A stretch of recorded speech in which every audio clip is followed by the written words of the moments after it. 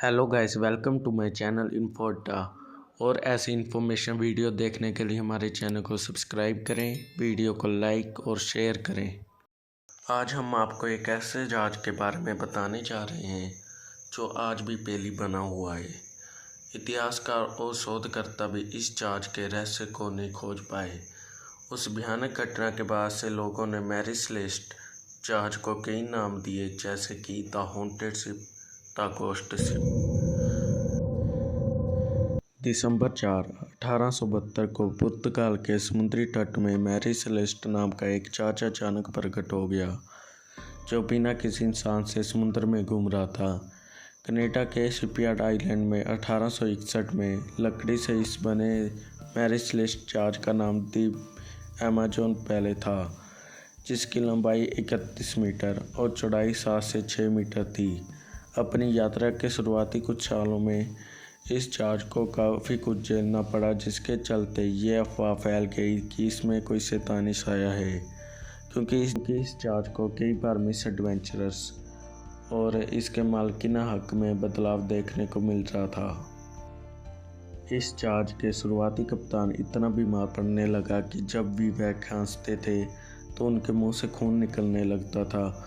और जैसे ही जहाज का पहला मास्टर रॉबर्ट मैकलेलन बीमार पड़ गया और उसकी मौत हो गई, ऐसा मानने जाना लगा कि मैरी सेलेस्ट पर शैतानी साया और इसका असर इतना ज़्यादा देखने को मिला कि अपनी यात्रा के दौरान या तो इस जहाज को भारी नुकसान झेलना पड़ता था, नहीं तो इसका मालिक की हालत बद से बदतर हो जाती थी।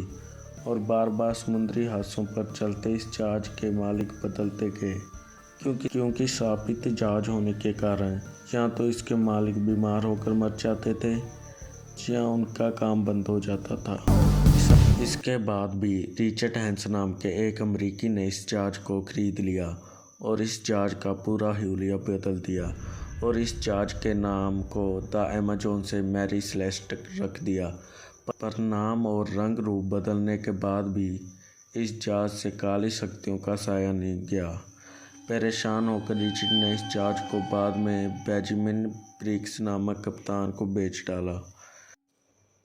7 नवंबर 1872 को कैप्टन बेंजामिन ब्रिग्स अपनी पत्नी सेरा और अपने 2 साल के बच्चे समेत 7 अन्य क्रू मेंबर के साथ यात्रा शुरू की, जो कि थी न्यूयॉर्क से जिनेवा इटली तक की। पर उन्हें यह नहीं पता था कि ये यात्रा उनके लिए खतरनाक साबित होगी। इस जहाज से 1700 बैरल इंडस्ट्रियल एल्कोहल और अतिरिक्त मात्रा में खाना और पीने का पानी लेके जा रहे थे, जिसकी कीमत $35,000 थी। और उसके बाद वो दिन आया जब 4 दिसंबर 1872 को एक दूसरे जहाज ने मैरी सेलेस्ट को ईस्टर्न अटलांटिक में तैरता पाया, जो बिना किसी इंसान के तैर रहा था। जहाज को इस हालत में देख के वह लोग हैरान रह गए। अब सवाल यह है कि क्यों शिप के क्रू मेंबर्स ने इस जहाज को छोड़ दिया, क्योंकि जहाज भी बिल्कुल सही था और ना ही मौसम में कोई खराबी थी। सभी क्रू मेंबर्स ईमानदार भी थे और 6 महीने का खाना और पानी भी था। किसी तरह का कोई अटैक भी नहीं हुआ। कैसे अचानक कप्तान का परिवार और क्रू मेंबर्स गायब हो गए, क्योंकि सभी क्रू मेंबर्स का सामान वैसे का वैसा ही था और ना ही लूटपाट के कोई निशान थे। तो आखिर इस जहाज के क्रू मेंबर्स गए तो गए कहाँ? आज भी इस जहाज में छुपे राज को कोई सुलझा नहीं पाया और शायद ही कोई सुलझा पाएगा।